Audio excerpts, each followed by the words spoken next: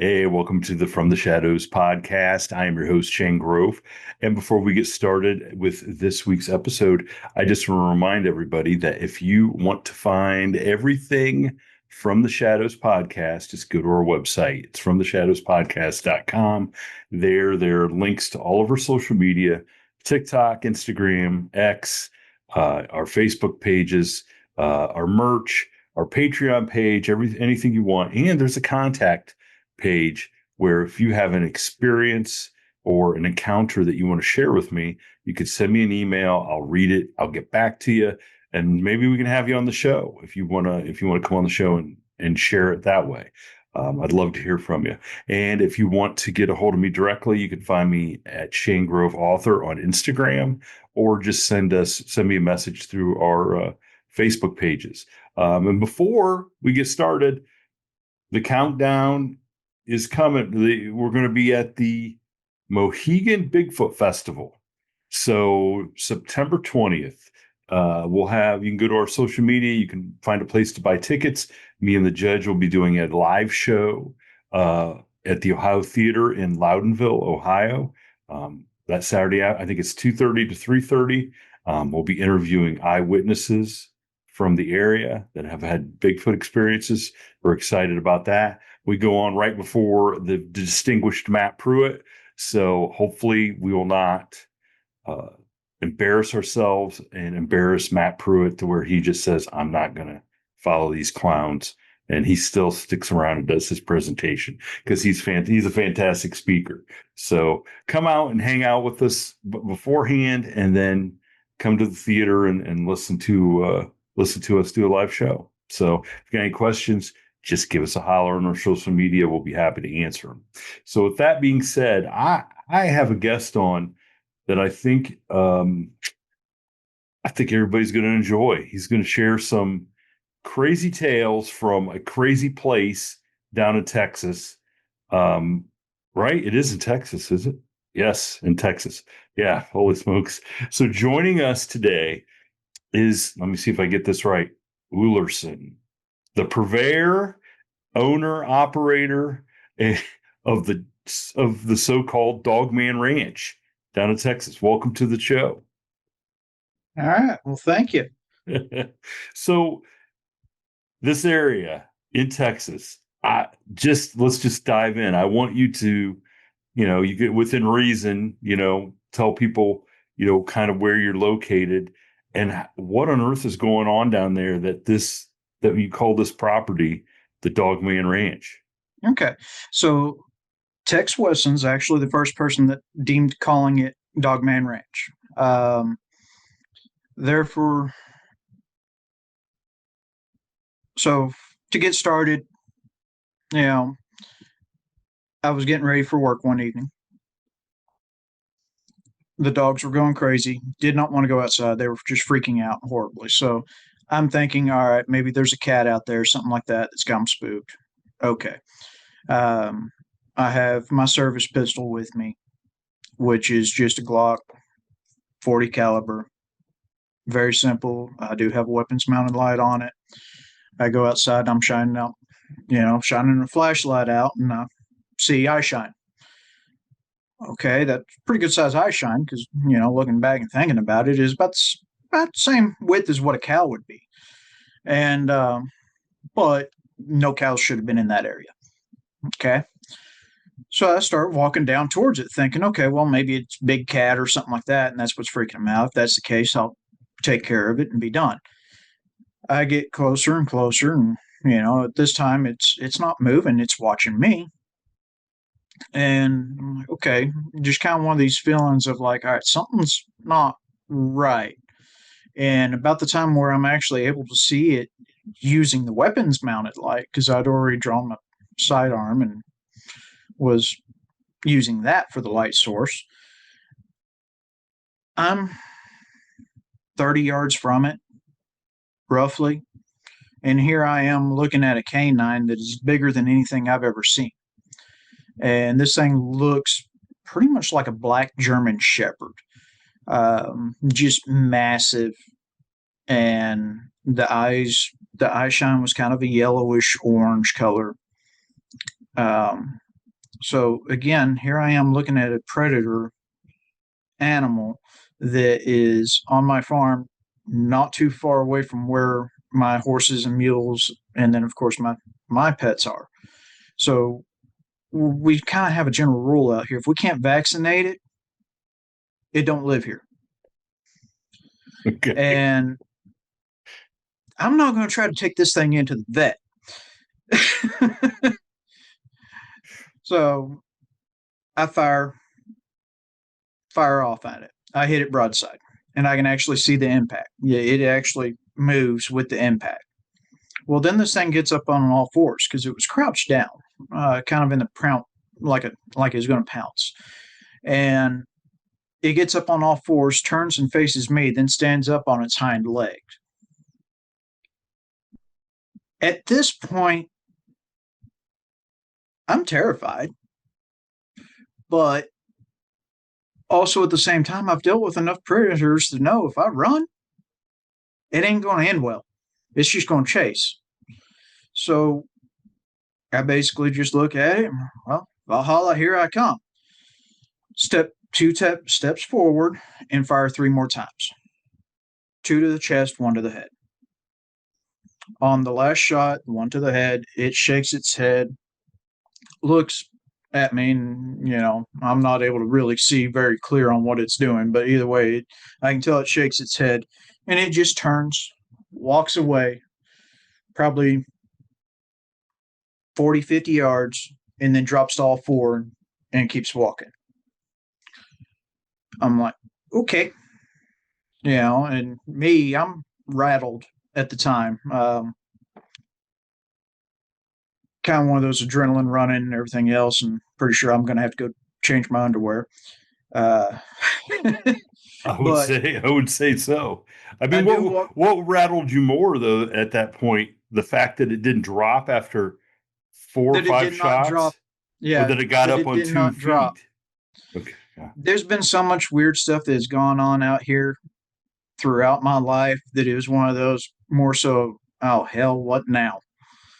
Okay. Okay. And so it's kind of one of those things of like, this is new, but it it was terrifying to look at because here I am looking at something that shouldn't be real. There should not be things that look like werewolves out there. I know the mythology and everything else. That all of it has to come from somewhere. There has to be some truth in every little bit. There's all those theories, but this was one of those things of like seeing it. No, no, no. It throws you off. But seeing something that takes that many shots from a round that will drop a bear, that's worrisome. I've killed hogs with that round. Yeah, there Jeez. shouldn't be an issue with dropping majority of anything in North Texas with that round. Um, but I did at least have the state of mind to go to where it was and look and see. And yes, there was blood drops there. There was not much, but there was some blood there. I did not have anything on me to collect it. And of course, by the time I was going thought of even going and trying to collect it with anything, there wouldn't have been anything worth viable. Uh, but yeah, it that was that was the most disturbing time to that date. From then, it snowballed. Um, we continued to have stuff, continued to find tracks and everything else, and it seemed like it was a cat and mouse game for a good bit. Because I continued on with farm life, having to go deal with cows and everything else, and yeah, I really didn't want to be walking around after dark without a gun. Heck, I didn't want to walk around in daylight without a gun. Dark, I just got a bigger gun, and yeah, it did throw me off some. It did kind of it it screwed up my hunting for a bit because I didn't want to go sit in a deer stand in the dark. Um, No. Now, and did you notice any kind of like, was it doing anything to your livestock or to your pets or anything? I mean, was it killing anything? so we're chalking it up to coincidental. One of our dogs, she ended up with a really nasty gash on her right around the same time frame. We suspected that it was actually an owl that tried to get her, but we Mm, don't know for sure okay. because it's just like something tried to reach down, clawed her, and it a nasty gash on her side. Um, could it have been this thing trying to swipe at her and she got away? Possibly, but we don't know for sure. We had a horse that was blind in one eye. Then whenever the sleet storm came in and everything else and it was frozen and stuff, I saw her running around like crazy in the field. Went out there and we don't know if she ran into something or what, but there was basically 3 slashes across her good eye and it blinded her. I had to put her down. Mm, Pretty much right then, I had to put her down. That same time, whenever I put her down, I see the eye shine in the woods not too far from where I had to put her down at. And it was about 7 foot up in the air. So I know exactly what it was as far as that. I can't say for certain that it caused it or did it, but it's just coincidental on the timing and everything else. hmm Um, at least until it becomes not coincidental. But they did that. They set traps because let's see, there's actually a video on that I've shared on my YouTube of I'm sitting in a deer stand and it's just a simple pop up cloth deer stand. I'm sitting in there and I have a lever action 45 long Colt with me because my feeder's 25 yards from me, so there's no reason to have anything long range. Across the field, this animal that I can't explain comes out. It's on all fours. Its shoulders are at the top rung of the barbed wire. So Jeez. it's 3.5, 4 foot easy to its shoulders with it on all four. It moves uncannily fast. And then it stops and stands up and looks at me. That's about the time I said, yeah, it's time to pack up and go home.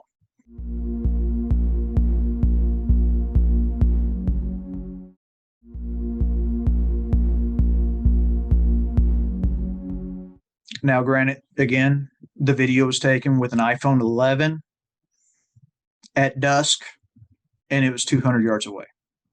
So, not that great a video, but you can see something in it. Mm-hmm.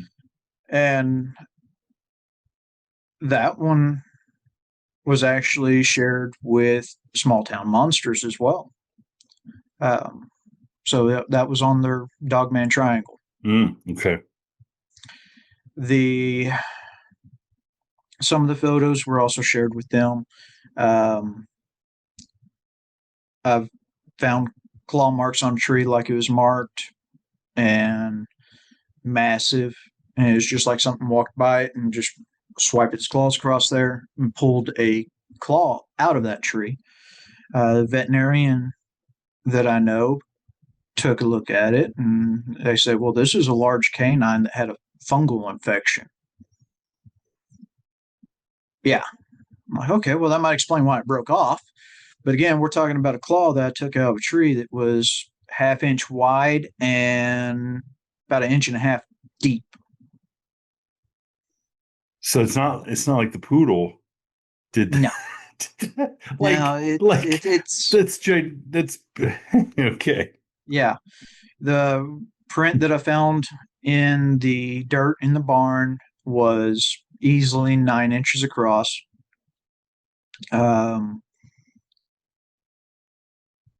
so I had all of these things going on, And at that time,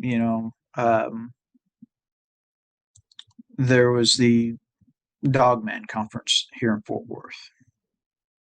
So I went to that, and that's where I ran into Tex. And I started showing him some of my pictures and stuff, and he goes, "I want to come out." And so, we were trying to get all that arranged, and of course, in the meantime, I'm sending them pictures almost every weekly of new stuff going on, and just sending them prints and just the strange stuff that goes on. Because most of the time, every time I've tried to get a picture of one of these things, it's blurry. I can be looking at it with a thermal, and to the side of it, it'll be a perfect picture. And as soon as I look right where I know it's at, it's a blur. It's just the thermal glitches out on it. And it's done the same thing with my digital cameras. It's done the same thing with a lot of the stuff I've tried to use on it. Just even my game cameras, it's like they've gotten hit with an EMP. And you'll have corrupt files and the cameras just quit working.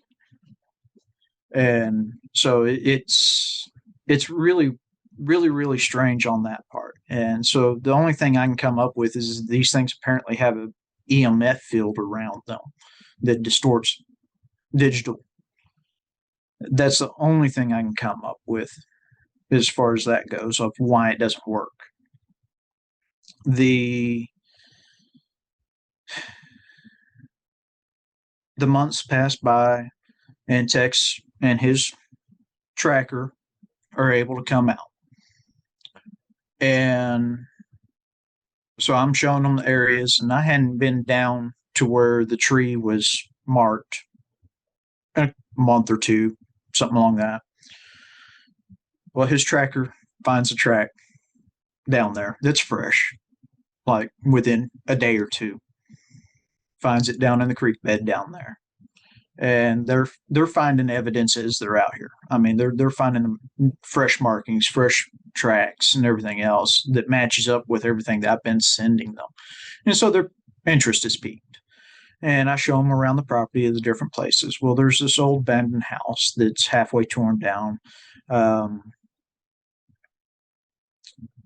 And I've seen these things over there in that area. So we go over to that house, we no sooner get out of the truck and go to step, and here's a canine print this big in the little gateway. I'm like, well, that's where I'm going to put a game camera to watch that. And we're walking around the house because it'd be easy for something to get in there, but we haven't gone into it yet. And it's funny because Tex walks around this way. His tracker and I are walking around this way, and we see a bunch of honeybees in the wall there where the wall had been torn down, and it looks like the honeybees is why they stopped, which is the reason why they said they stopped tearing it down. And so we see them, we're sitting here talking, and we hear a screen door and boots on a hardwood floor. And we're thinking that Tex just went through the back door. So we holler out at him, like, hey, Tex, watch out, there's bees over here. And about that time, he sticks his head out from the other side of the house going, what are y'all talking about? So the tracker and I just look at each other like, oh, crap. Now I have to go in and look at it and make sure that there's not a person in there. And go in there, there's nobody in there. So again, all kinds of fun activity going on out here. Didn't find anybody in there, nothing else. I looked anywhere and everywhere there was. So yeah. And then, a couple more months go by, and they finally get their first expedition or camping trip planned to come out here. And they come out, and I take them down to the creek, which is about a mile from where my house is where they're wanting to go investigate. And we get down there. He picks out a spot to camp and everything, which is a nice spot to camp right next to the creek and everything. It's really beautiful down there. And we start walking around, um, kind of getting a game plan for what they're wanting to do when everybody gets there. So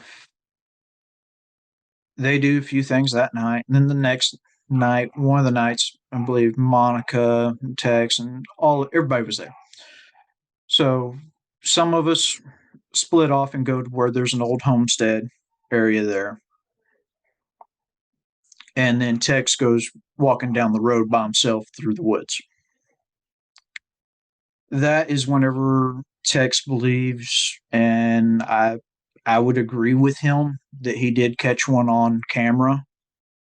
It looked like something just turned and tried to get back behind the shrubs, and you can see the pointed ears, the snout, and the fur. Um, it looks like something out of a werewolf movie that just tried to turn and get back there. But that's kind of the gist of it. I mean, I've had some good ever since the first few run-ins with these things. They haven't really bothered me. They haven't gone after my livestock. We've kind of come to an agreement on it. Yeah, if they show up, you're gonna fill them full of lead. That's the. Yeah.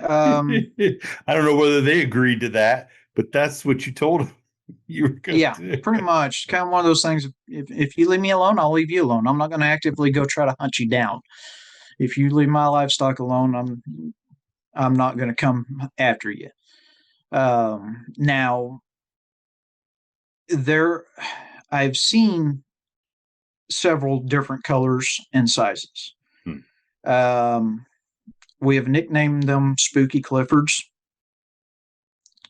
Okay. Yeah. There's one that is absolutely massive, and that is the silver gray one. He is easily 8 foot when he's standing on his back legs, and just massive. Um, I've seen him a handful of times. Most of the time, I see the smaller ones, which I'm going to assume are going to be the juveniles. There was another one that didn't seem to be with that pack, and it was kind of a reddish brown color. It was a lot more aggressive than what these had been.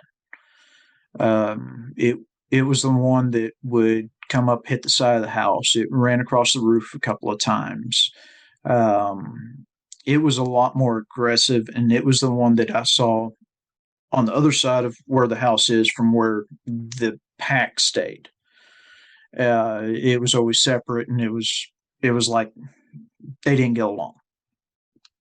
That one, it and I had a little bit of a run in one night. Um, we had left the water going in the garden. I went out to go turn it off, and of course, it's after dark. And I catch the smell. The wind was coming from the south, and I smell rotten meat and stale dog urine, which kind of goes hand in hand with every time I saw this one. So I know it's out there. I turned the flashlight on. At this point in time, I didn't know what was working, so I had opted for just a standard AR-15, 5.56, but I alternated the rounds in the magazine. So I had your standard full metal jacket, your steel core green tips, ballistic hunting ammunition, as well as hollow points. Thinking, okay, one of these is going to stick. At the same time, I kind of decided to use a different thought process on these things, considering shooting in the chest and the head didn't seem to work. I figured maybe it's like a pig and has extremely dense bone structure in that area.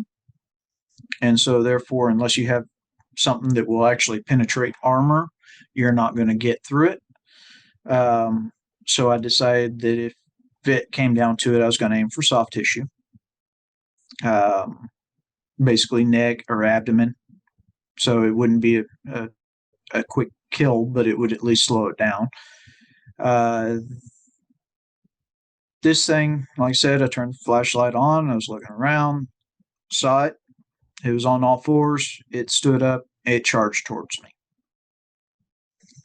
I don't know if it was trying to bluff charge me or if it was actually trying to charge me. As it was doing it, I took a couple of steps forward and dropped down to a shooter stance on one knee. At that point, it just kind of stopped. I could see very clearly that it was a male. Um, they have very much the same anatomy as a dog does as far as that area goes. I had my target. Okay. That first shot, I rang its bell. It hit the ground. It was rolling, thrashing, making the most god awful screaming noise, basically, as you could imagine. I put several more rounds into it, aiming for the abdomen and the neck. Um, After hitting it several more times, it got up on all fours and it took off away from me. I fired 2 more times, aiming for Main Street. And that happened on a Thursday or a Friday. That weekend, we were working in the garden, and I was on the tractor. My wife was off of the tractor, but she came over and stopped me, and she said she heard some gunshots at one of the other abandoned houses that some people had been out working on for the neighboring property. Uh, so okay, yeah, I was like, Mom, what exactly did you hear? She goes, she heard a man scream bloody murder and fire off 4 shots. Okay, maybe he saw a snake. You know, I'll go upstairs. I'll use binoculars, take a look, see if I can see anything or not. Because at the time we didn't have permission to go over there, and definitely was not about to walk in that kind of situation with somebody that is possibly scared and armed. So I go look. I see a truck with the door open, but I don't see anybody else. Okay, that's a little weird. We'll keep an eye on it and figure it out. Maybe they took off running, whatever. Next day, the truck was still there. The door was still open. Like, all right, that's a little more strange. The following day, whenever I was leaving out nice early in the morning to go to work, at about 4:30 in the morning, I'm driving by the other entrance into that property off of the farm to market, and there are 3 black SUVs pulling in through that gate and locking it behind them. The person that was working the gate was in full kit. And I've seen those teams before. I've worked with those teams before overseas. That was a sweeper team. They were going in there to have a look around. Government plates. You know the drill. Yeah. So they were out there. They never came up and spoke with me. Kind of one of those things of I pretended like they weren't there, like I didn't pay attention to them or didn't know they were there, and pretty much just ignored and went on with my daily activity. I'd spotted them over by that house a couple of times, and then I'd caught the tail end of one of the SUVs going over the hill on the other side of my place on the neighboring property. So that's kind of how that went. We've since then, like I said, I haven't had any violent encounters with them. So I don't know if that person had run into the wounded one or what. But either way, I never saw that one again. So Now, do you think it didn't end good for the guy, or that he got out of there and therefore that's why the teams came in and took care of the? I can hope that he made it away from there and got across and was able to make a phone call. But I don't know.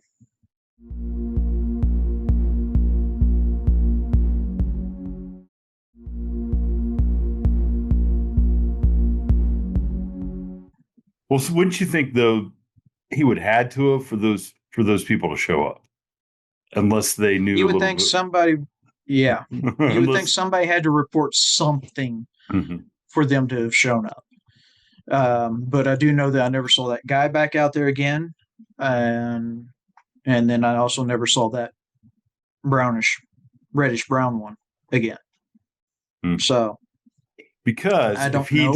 if he didn't make it to somewhere where he could tell somebody, then that would mean that somebody knows something that they claim they don't. Well,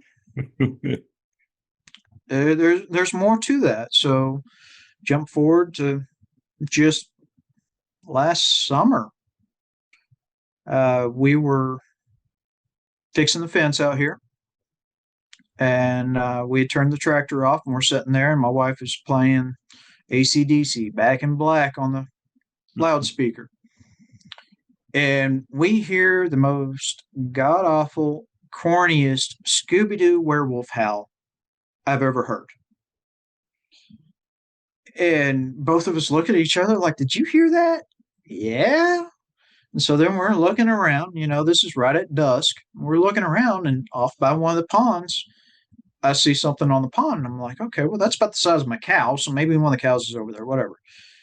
About that time, it moves and it covers 100 yards, way faster than a cow's ever going to cover 100 yards. Stops, lifts its head, and here comes another Scooby Doo howl. And I'm like, at that point in time, I just bust out laughing because it's just too hilarious. Because it seems like it's responding to Yeah, it ACDC. seems like it's trying to sing to the AC/DC, and it's like, oh, that's just funny. And of course, here we are insulting this thing, because like I said, it sounds like a teenager trying to make an intimidating howl. And it's like, okay, yeah, this has got to be a juvenile. So that happens that night. The next day, some group of friends and I, wife and I, we go down to the creek to go fishing down there, and it's kind of funny because the whole time we're down there, you know, one of her friends is oblivious and just trying to fish and keeps falling in the water and everything else. I've been paying attention. I've happened to see movement and started watching and looking and realized that we have at least two that I can see that are watching us. And I'm pretty certain there's another one that's right behind us because I heard the gravel crunching behind us.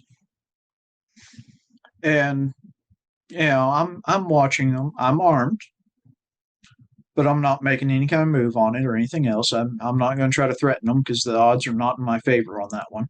Mm-hmm. Because I pretty much have one that's right in front of me and then one that's off to that side, and most likely one right behind me. So we're fishing, and it's starting to get dusk and a little darker, and so it's like, okay, the sun's going down. It's time to call it. We've got a little bit of a hike to get back to the truck, everything. And as I'm, you know, helping them pack up the fishing gear and everything, one of her other friends, he kind of pulls over, taps me on the shoulder. He goes, "Is there one down here with us?" I'm like, "Why?" He goes, "Because there's something over there. When I look at it, I know I see it, but my mind's not letting me." I'm like, "Yeah, there's one over there." And he'd motioned right to where one was sitting. So, yeah, there's one over there. He's been watching us for probably about 35, 40 minutes. And he goes, "Okay, yeah, so it's probably a good time to go back to the house then." I'm like, "Yeah, it's getting to where we're not going to have any chance of seeing something come." So the whole time we're walking back, I can hear them pacing us. And they're basically just kind of keeping an eye on us. Whether they're just curious with us or whatever, I don't know. But they weren't acting aggressive, so I wasn't going to push it. We got back in the truck, got home and everything, and I'd catch a glimpse of it every so often in the mirror. So the next day, we go back out to finish working on the fence. My wife and I get out there, and there's a helicopter that starts flying around. I'm watching this helicopter because it's doing a search pattern. Like it is full on doing a zigzag circle search pattern. And I'm like, well, that's a little weird. And I start looking at it a little bit more. And I can tell that it's a jet ranger. And then it's flying low enough that I can see that it has a thermal camera on the nose of it. And that the back of it has been modified. So behind the door on it, when they fly and they bank around where I can see in there, there's a guy in there that's strapped in and standing. And there are two handles that I can see. I recognize the handles. It's a GE minigun. Why is a Jet Ranger flying around that has a guy in the back with a GE minigun? Not to mention, there were no tail markers on this helicopter whatsoever, which is illegal. Wife pulls up the little flight tracker app, and well, here it shows. And it shows it's a Jet Ranger, but it shows blocked. All information blocked. It took off from the Dallas area close to Love Field, flew straight to here, did a search pattern for over an hour and a half, and then flew towards Abilene. It went west. That was a little weird on that one. Once it left, my wife kind of had the smart idea to play AC/DC Back in Black again. Sure enough, we heard the howl. I look off over into a thicket of trees that's not in the area that they were searching, and I see a canine taking off, going further back into the deeper woods. So do you think they were there looking for those creatures? I think Or so, because there was a report of somebody seeing something like that off of the farm to market road that's okay. close to where they were. So somebody saw something in that area and probably called it in. So when they're seeing any kind of report, they're coming out and looking. Yeah. And you're just not reporting any of this stuff Nope. because because now it's obvious who's showing up. Yeah. No, I'm not going to report it because now I like my dogs. Holy smokes. Well, so what do you think? Okay, do you think this is just a species of animal, of dog that has lived basically unrivaled out in the, out in the middle of nowhere in Texas and other places that is just happens to feel comfortable on its hind feet sometimes, or what? I mean, what do you think this is out there? I have my theories because they do show traits that are not possible to anything known. They're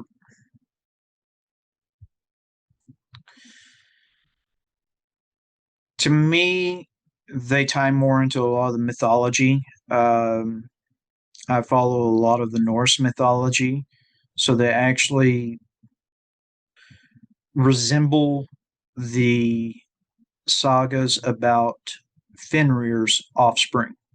Okay. And in the true belief of most Norse, blame it on Loki. So, obviously, Fenrir, Loki's offspring, these things, Fenrir was supposed to have given offspring to canines that were, or wolves that were able to walk upright and even speak, even be able to do a lot of the stuff that the Yutton or giants, whatever you want to call them, were able to do. So like a type of magic, glimmer. Because I've seen these things where I can actually be looking at it, and I don't know if it's because they can stay so still, like a snake, to where it fades out of your vision. Because a lot of times their colors and the way that they blend in really well with their surroundings. It's kind of like with a coyote. You don't see a coyote until it moves most of the time. Mm-hmm. Same thing with these. You don't really see them unless they move.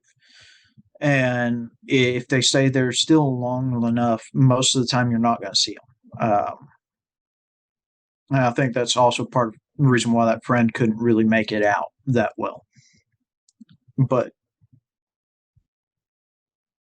That sounds kind of Bigfootish too, yeah, where people don't, I mean, like you're not going to see, it seems like you're not going to see a Bigfoot unless a Bigfoot moves or wants you to see it. mm-hmm. And they're so adept at, but, but quite frankly, most wild animals are like that. Yeah, If they don't yeah, want to move, I mean, in our woods on our farm, you can walk right past a deer laying a mm-hmm. foot from you. And And I'll if see it. it and if it doesn't like Yeah, flick its tail or move its head, you can just walk right past it. And exactly. a deer doesn't exactly blend in with grass, Mm-mm. okay? But it's still so for some reason so adept at staying super still and just Yeah. you know. And so again, I don't know if it's a glimmer or if it's just a natural ability. I know they move way too fast. They move faster than what something that size should be able to move.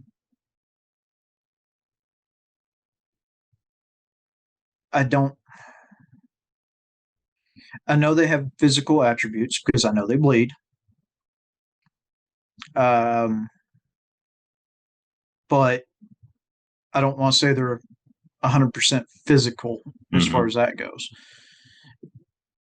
There's just there's too much unknown until I have an actual body in front of me to where I could study it. I can't say one way or another as far as that goes, but I do like how the Norse mythology will explain the majority of that, along with Bigfoot and a lot of the other stuff, which later interpretations would have been the Fae, Mm-hmm. um, into the Celtic lore and everything else. And so you have a bunch of old world religions and old world mythology that have answers to a lot of this stuff. And you have to wonder, okay, is it because they saw this stuff so they came up with this, or what? Well, I mean, it goes back to to the Native Americans doing, Yeah. the petroglyphs and on the rock and showing a bison, showing a wolf, showing things that they saw every day, and then showing like a Bigfoot.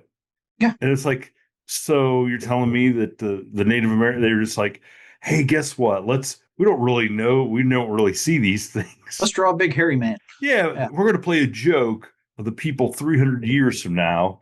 And no, I think there's really a lot to be said for every fairy tale, so to speak, Yeah. eh, is rooted in some sort of fact or some sort of real thing that happened. And um, especially, when it comes to the dwarves and elves and stuff. And then you hear these stories about the little people.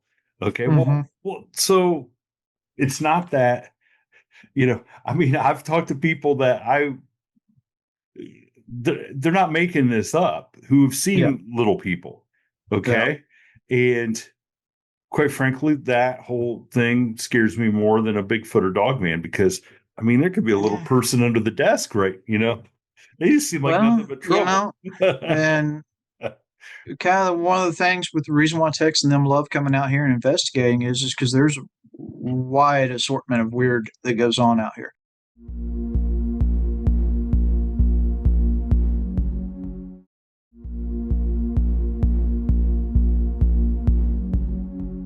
He had his first crawler experience out here, which I had not ever even told him about that stuff. That was one of those things of like, yeah, now that had to have been a bad nightmare whenever I dealt with it. But I know it wasn't a nightmare. I actually had to deal with it, but still one of those things of like, okay, I'm never going to see another one. Nobody's ever going to believe me on that one. And then sure enough, he sees one, and then he gets thrown off of those stairs because again, it's not like he just fell down the stairs. He landed 5 foot away from the stairs. And my wife actually saw a gray hand reach up, grab, and do this. So you That's tell me something that can one-handedly throw Tex in the air where he lands 5 foot away from the steps. That's not going to be a pleasant fight. no, no, and that's and we talked off the air about some of the crazy stuff, and it kind of led us down. I mean, as you were telling all this stuff, I mean, the first thing, without you saying anything, that came to mind was you guys must be close to what people refer to as portals, because the variety of things that you are witnessing, and you never said this the first time about the dogmen or those creatures, you not being able to get a good picture of them. Yeah. Okay. And how it affected anything electronic. Well, Yep. the thought is, we're creating underground in Europe. They're, at the, God, I keep, where the atom smasher, they're trying to create, but the amount of energy it's taking just to create a little tiny pinhole, okay, is insane. And the amount of Mm-hmm. energy. So imagine the amount of energy and what kind of energy it would be to create any kind of portal that a creature could go back and forth in. Oh, yeah. Okay. So, I mean, it would almost have to be some sort of nuclear fission, some sort of nuclear reaction that Yep. created that. So, if these creatures have any kind of radiation on them, wouldn't that affect Yeah. the electric stuff, the electronics? I Yep. mean, and that could, I mean, look, this is just us, just a couple of guys talking about talking about, but um, I mean, maybe that's part of the reason why nobody gets good pictures or good video of any of Mm-hmm. this stuff, is because a lot of the stuff is not here all the time, and it passes back and forth, you Yeah. know, and because I got to be honest with you, human beings by nature love to destroy anything they come across. Yep. Okay. And if we as a culture were to come across these things on a regular basis, well, we'd have destroyed them. We'd have done everything in our power to destroy these things. Now, historically, the Catholic Church did go after werewolves. And do you suppose that was just something they made up to just keep up with the Native Americans who were drawing pictures of Bigfoot? They, like, we're going to make this story about werewolves, and No telling. yeah. But that's the thing, is when you hear that stuff, well, what were they doing? Because I don't, I find it hard to believe there's people out there who turn into a wolf. Okay. Yeah, that would be hard for me to believe as far as that goes. Just the biological mechanics of it Yeah. don't Yeah. make sense to me on that one. I could see minor altercations, but the body mass, where are you going to come up with the body mass? Now, could it be some type of glimmer or something like that, where there's the appearance of it. Okay, maybe. I mean, magic is just unexplained science. So, you know, they thought fire was magic at one point in time. Mm-hmm. But I mean, it's just the whole, and then I think maybe um, it's the whole way the government tried to make people who thought they were seeing UFOs crazy by Mm-hmm. calling them little green men and Yeah, Martians. Maybe these things they started the the backstory of, well, this is somebody who gets bit and then in a full moon yeah, more possibility. metamorphosizes into to make people think, well, that's just crazy, that can't happen.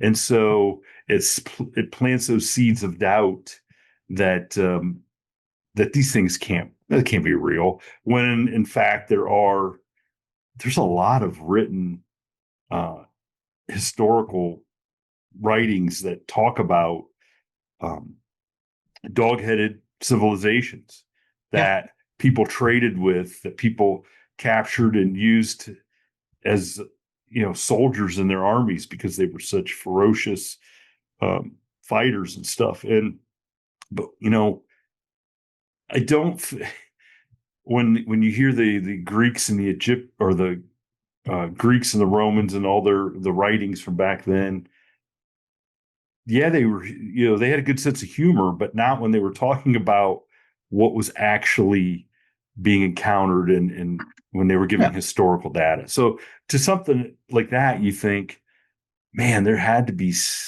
be something to it. And um, but Uh, I've heard too many people talk about the creatures coming through the portals to just dismiss that. yeah, and again, the first weekend that they were out here camping and everything, whenever we were over by the old homestead and everything, my wife was using her iPhone with that new night picture adaption on it, and she happened to take a picture towards some of the trees. And in the picture, you can see what looks like a doorway with lights in it. Mm. And it's kind of swirling, and she gets all of our attention. So we're all sitting here looking at this thing, and we can all see it, and you can see it with your naked eye. And it looks like almost a perfect rectangle in between some trees with glowing lights behind it.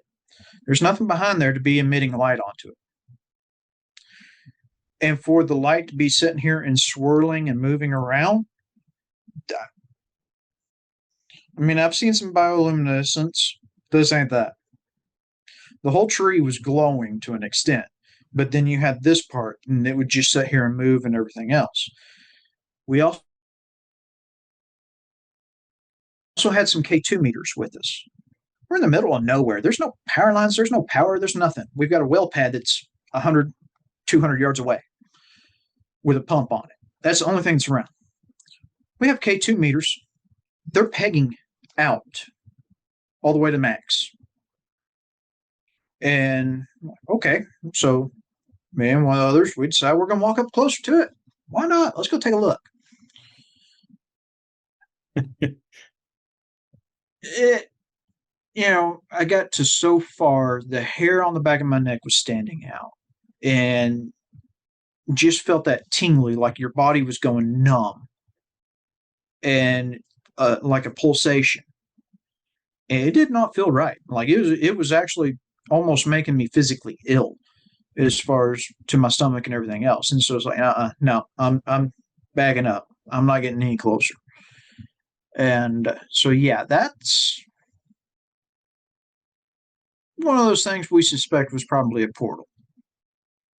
Um, we've had several spots like that. And there's a lot of areas in those woods where you're going through there and you'll see an archway, which they always say don't go through the archways because they're fairy portals. Well, it's really strange whenever you have a game trail that goes up to that archway, but it does not continue past that archway. So is everything turning or disappear. Exactly. So it's like, I'm not gonna press my luck. And you get into those woods. What's weird is okay, you're standing on one side of them. You can see through them because there's no underbrush, and you can see the prairie on the other side from the field. It's maybe 100 yards across, maybe. You start walking in there, and it feels like it's just expanding and expanding and expanding on you. Really? Yeah. And you'll be in there for what you think is, 30, 40 minutes. And then you look at your watch and you're in there for 2 hours. That, and look, just in the short time I've talked to you, I can, I know enough to know that you pay attention to the details. Okay. Yeah. Like you're detail oriented and kind of are comparing things like, okay, this does not fit, what this is not the way this should be. And kind of like critically thinking what is going on, and for you to notice something like that, I would say the average person may not notice that. Mm-mm. You would get in there and just be like, oh, I'm just in the woods and don't, but to really, I mean, I don't know how many times I've ever been in the woods and looked around and kind of like said, okay, so how far, you just go in Yeah. the woods and just Yeah. walk around, so Yeah. And see, I mean, we searched in that area because there's supposed to be a graveyard down there from that homestead. And we suspect that whenever they put the well pad in, they covered it up. That's what we suspect. In this area, for some of the strangeness is right there. So you got some disrespected graves. But at the same time, okay, my wife and I, we went in there and we were looking for this thing and we looked all around. We found where some old trees were cut down and you could see the saw marks and they were not from a chainsaw. They were from the old saws. And you could tell it's been there for 90 to 150 years. It's been there for a long time. And we kind of made marks of that, as well as old fence posts and stuff like that. Well, one of the later times we were down there and the Texas tracker was with me and Texas nephew was with us. We go down there, we're walking around, and I happen to look right next to one of those tree stumps. There are two bottles sitting there, one empty, one full. I'm looking at them and I recognize the bottles, but I can't quite place it. I can't figure out where I know them from. But they weren't there the last time we were down there. I'm like, okay. So probably a mistake, but I grabbed them. We took them back to the campsite. Now, as we were walking back towards the campsite, we hear the crows going off, which crows are the snitches of the forest. So anytime they're going off, something's moving. Well, they weren't going off at us because we'd been down there. And even the tracker was getting a hinky feeling about stuff going on down there. As we're walking back, we hear the crows. Then we hear something that's mimicking the crow and is way off. Like it's a couple of octaves way too deep and way too big. So it sounded like a 300-pound crow cawing at us. And we, what the heck is that? We walk a little bit further and then we see something playing peekaboo from behind a tree. And we can't get a good look at it and figure out what it is, but it keeps on peeking around a tree. So we can't tell. It looked like it might have had pointed ears, but we just couldn't tell because it was on the far side of the trees. So 7,500 yards away through trees. Okay, so we walk in there and kind of, why not? Let's go see if we can get a closer look. We get about halfway and decide we're going to turn around. As we're turning around, we're walking back through there, and it's really weird because I look off to the side and here's like a mist that's kind of following alongside us over here, and it's creepy. It looks like something right out of a horror movie. And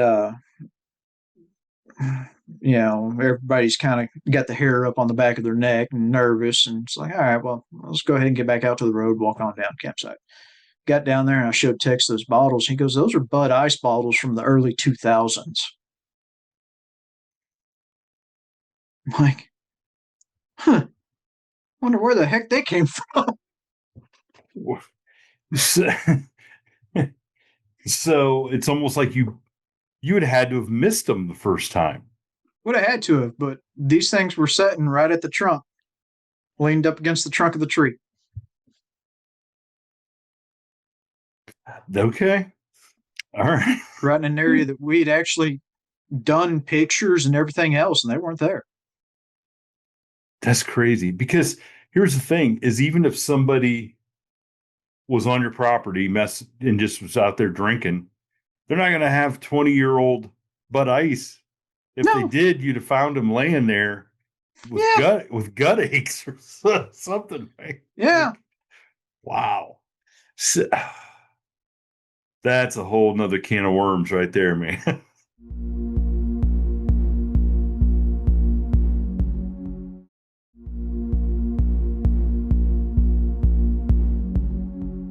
There's been situations down in there where there'll be time loss and things just don't add up. The math doesn't math. And the last time we were down there, Monica, Nick had his thermal. My wife and a friend, Monica and her husband. We decided we're going to walk down and kind of walk the road. We go walking it, and I stop, and I don't know how I knew, but I just knew something was there. And I told Nick to look with his thermal. He did. He goes, okay, that's weird, because it was what he described, kind of a humanoid shape. The downside is he had his thermal set for black to be hot. This showed up white. So it was colder than the ambient temperature.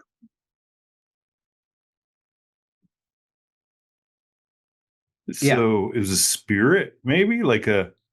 Don't know. It moved weird. He said it would drop down to the ground and crawl between trees, like almost a spider crawl between trees. I had the same feeling from it as what I did on the whole crawler thing that That's what Tex ran into. that's what I was just gonna say. Like it's almost like something that's dead, that's not alive, that's not a Which quote the unquote alive. first time I ran into them and I tried to find it is before internet and before creepypasta and all that other stuff. And the only thing that I found that was any kind of explanation was ghoul. So sure, a type of vampire, supposedly dead, blah blah blah blah. Yeah, that'd explain why it's cold. Well, the problem was is that there ended up being more than one. He saw several of them in his thermal that night. We actually ended up with a growl next to us on the road, and whenever he turned his thermal that way, is clear, fuzzy. Like his thermal glitched out once he got to where the growl came from. He's like, that's weird. I'm like, yeah, well, watch this. So I turned on my flashlight, and you see this big furry thing move behind a tree. See that the whole ghoul crawler thing, that is scarier to me than Yeah. a Dogman or a Bigfoot or anything like that, because that at least you can explain in some sort of logical manner of, hey, there could be this dog creature, there could be this great big giant ape or whatever. Yeah.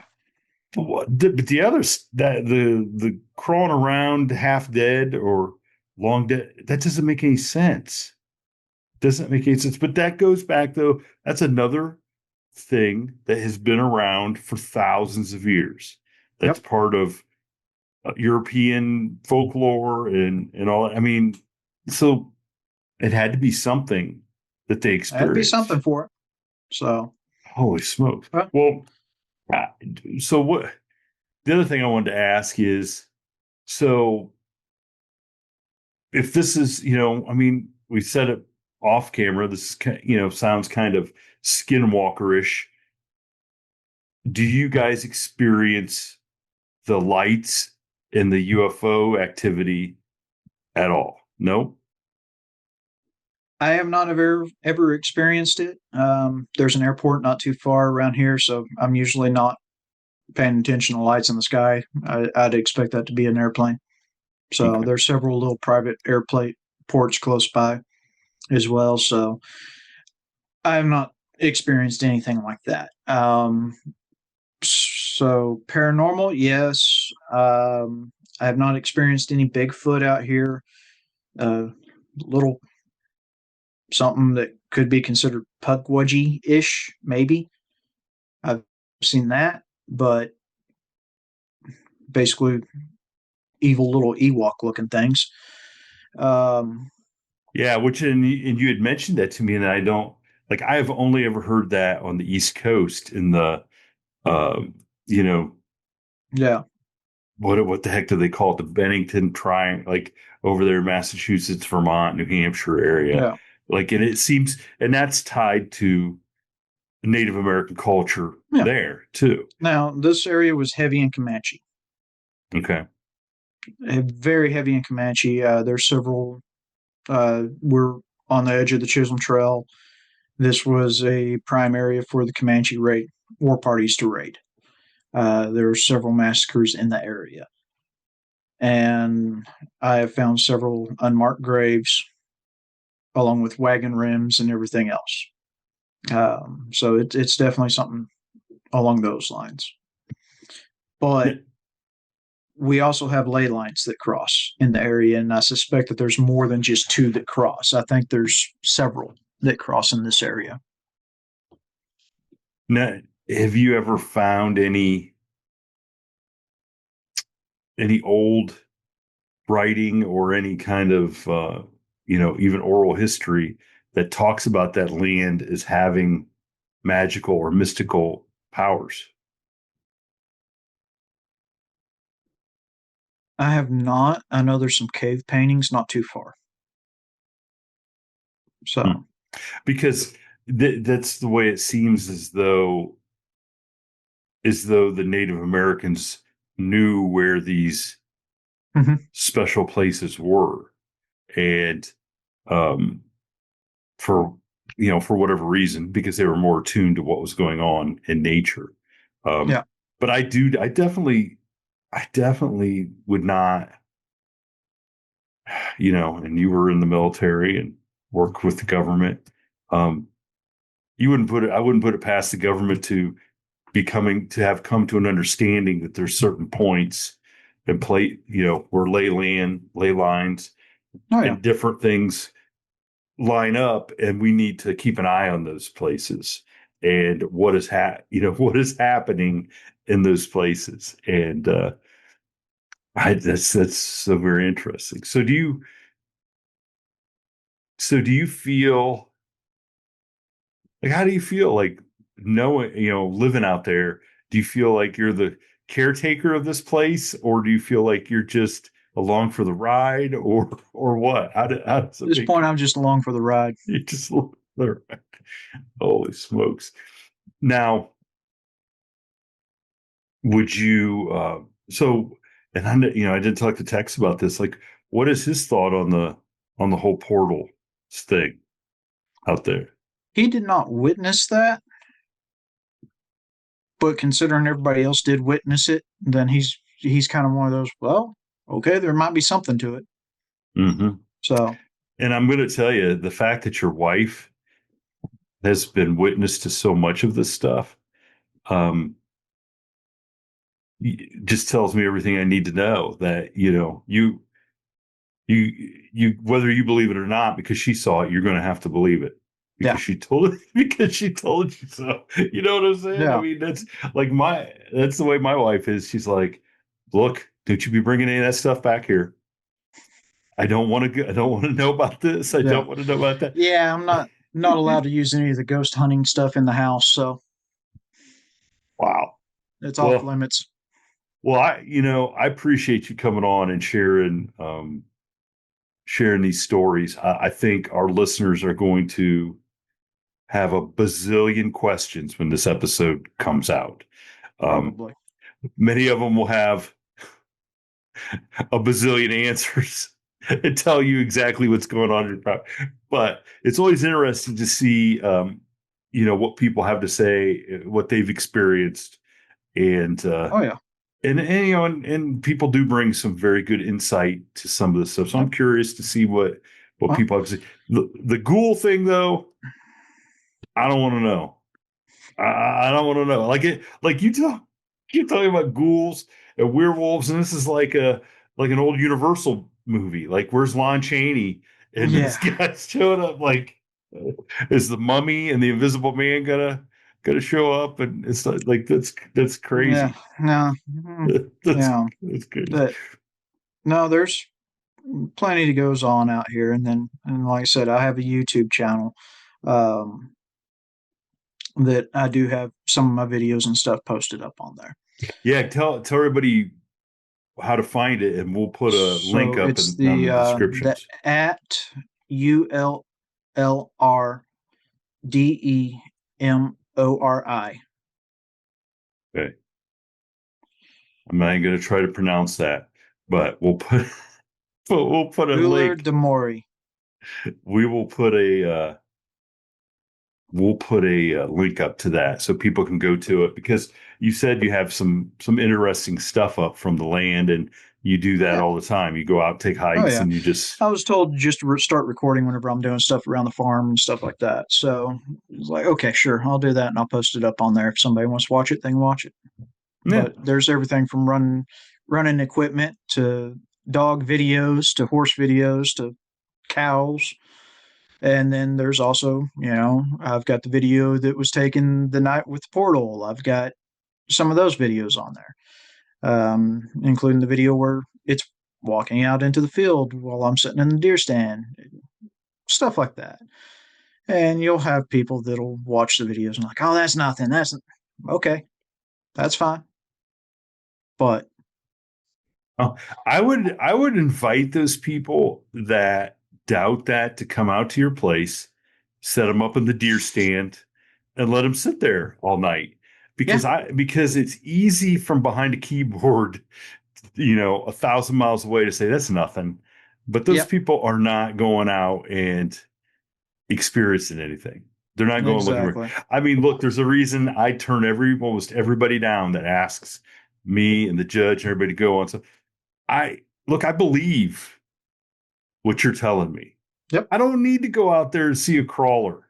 Okay. Because if I do see a crawler, what am I going to do with that?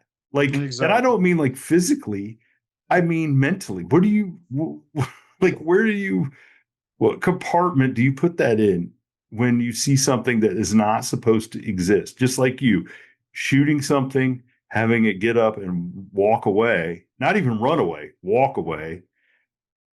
What do you do with that? Yeah, You I don't know. My hat's off to you for, knowing that you're living out there somewhere where you got to be on high alert, I mean, my hat's off to you. So, grew up with it. So well, let's see if I get this right. Ullrson, thank you yep. so much for coming on. I'm gonna have to shoot Tex a message and tell him thanks for having you get a hold of me. But we'll put a link up for people to go check out your YouTube. And I mean, keep your eyes open, man. Anything else happens, I definitely want to hear about it, because Will do. this is kind of, and maybe if I get to Texas, I'll stop out and see. Sounds good. So, but thanks, man. I appreciate you. Thank you for tuning in to this week's episode of the From the Shadows podcast. Until next time, never shy away from the darkness or what may be lurking in the shadows. We are out. God only knows what's hiding